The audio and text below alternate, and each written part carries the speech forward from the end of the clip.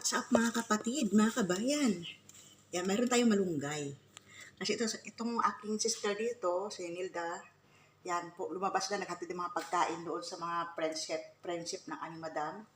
Ayun, may nakita daw na malunggay ang maniho namin na Indiano. Bangladesh Indian yan. May nakita daw. Nanguha, tingnan nyo naman ang klase ng malunggay, guys. Ano na? Naninilaw na sa katandaan. Ito mga bunga, oh. May mga bulaklak pa yan. Pinipili ko ngayon yung pwede pa. At sabi daw sabi ng kasama ko, sabi daw nung maniho namin dito, lutuin ko daw. Ngayon, hindi ko alam kung anong luto ang gagawin natin dito sa dahon na ito.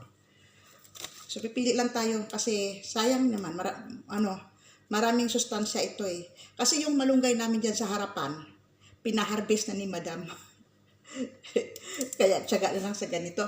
Pero ewan ko kung saan nila nilipat. Alam ko, nilipat sa likod eh. Doon sa bakanting lote.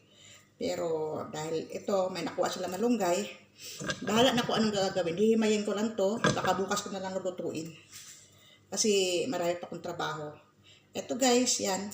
Kwento ko lang sa inyo. Ang malunggay na matanda pa sa lola ko. Yan. Matanda pa sa lola ko to. Yan o, mga bulaklak na siya. Pipiliin ko lang. Dito kasi sa Bahrain, hindi sa kanila uso yung mga Muslim, mga Arabic dito. Hindi nila alam tungkol dito sa malunggay. Pero yung mga Indian pala, pagkain din nila doon sa Pinas. Sa India, ang ganitong pagkain. Yan. Ganito din ang nila. Kinakain din nila. Sa atin, ganun din. Siyempre, special sa atin ang malunggay. Maraming sustansya. Pero dito sa Bahrain, dito sa hindi nila alam to. Hindi nila alam na napakaraming vitamina. Yung lukong yun? Ayan po. Sila po nanguha ng malunggay. Nung nakita ko, nagalambitin doon sa may malunggay.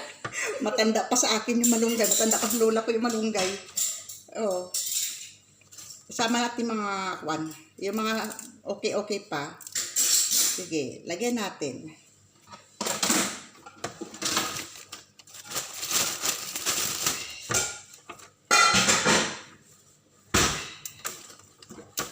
Ayan.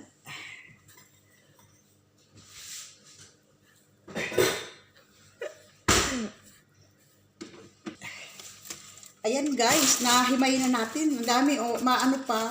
Pero ito yung mga bunga. Ayan, bukas ko na lang lulutuin. Tsaka ito yung mga napili ko, mga dahon-dahon. Sinama ko na pati ang bulaklak.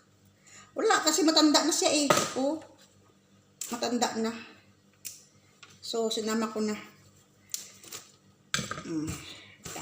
Tapon na natin to.